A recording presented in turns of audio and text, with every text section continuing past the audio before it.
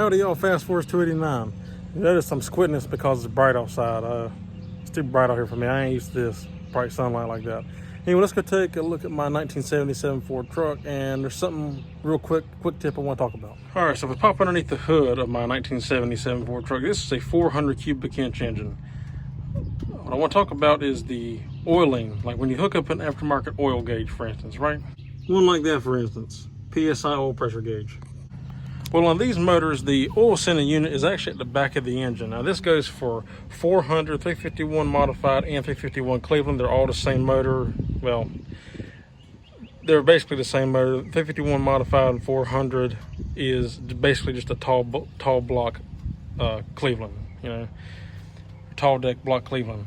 Kind of like the 351 Windsor is a tall deck block 302 in a way. Same kind of concept. Anyway, the oil pressure sending unit for these motors are in the back of the motor, right behind the intake. You see it right there where it, right about that vacuum tree, that's where it's at. If you have the light, it don't matter, right? Because you're gonna eliminate the light anyway. Light's no good. Most people like the gauge is better. I know I do. I don't like lights. So, but if you have the gauge, maybe you want your factory gauge still to work, and maybe you don't care to have an aftermarket gauge. I hooked mine up because mine wasn't working. I just fixed it. The needle was bent. I took it apart, bent the needle back up, and now it works. Go figure. But anyway, so I'm gonna leave the aftermarket gauge because it's already in there and it looks cool. But let's say you want to keep both hooked up, right? You don't want to disconnect the factory gauge. Well, I'm gonna show you how to do that on these motors. Okay, so we come around the driver's side. You see I got my oil pressure line, and yes, I know I need to cover it with a hose or something. I haven't done that yet. I'm gonna get to that, but because of these like sharp edges, don't want to rub a hole in. I get all that, but I'm just showing you where you can hook it in at. So if you come down here and look, you can see where the fitting is. Inside the block, it screws in just like a 302 small block, 351 Windsor small block. You can screw it in there. And these motors come with a plug in there, just a regular old pipe thread plug. You pull that out, and you can put adapters in there and run your oil line to it and run the oil pressure gauge to it. Perfectly fine.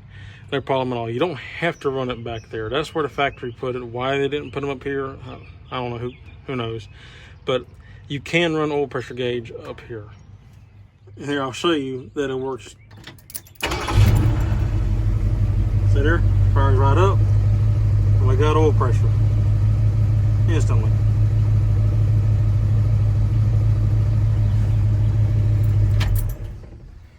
Okay, and just to show you that both that gauge and that gauge still work. See, that one popped right on up like it's supposed to. And that one's coming on up to speed. There we go. They both still work, even with that one being hooked up. They both still work like they're supposed to. So there's a nice quick little tip in case you didn't know about these motors, that you can actually hook an oil pressure gauge up and keep your factory oil pressure gauge. And then if you have the light, you can hook it up in either spot that you want to. It's a shorter line, obviously, to run to the back of the motor than it is the side, but it works either way. And let's say hypothetically you want to put this motor into, I don't know, a Mustang or whatever, right? They didn't come in Mustangs. Or let's say you want to put it into something that didn't, like, let's say you want to swap into one of these trucks with like a 302, right? A Cleveland, same concept. You want to swap a Cleveland in the place of a 302. You can run your, on the 302, the oil pressure wire comes up here and plugs into the block like I have it here on the 302. So instead of running it back there on 302, because you'd have to undo your wiring harness and feed the wire back there, you can just hook it in right there with some adapters, screw the piece in, and you have you're good to go. If you want to hook a factory gauge up, and then it's obviously the same concept for the aftermarket. Okay, just for demonstration purposes, this is my 76 Ford 302 factory, came in this truck. If you look down here, this one's kind of hard to see because I got factory air conditioning, but if you look right there, there we go. You see there's the oil sending unit on the 302s.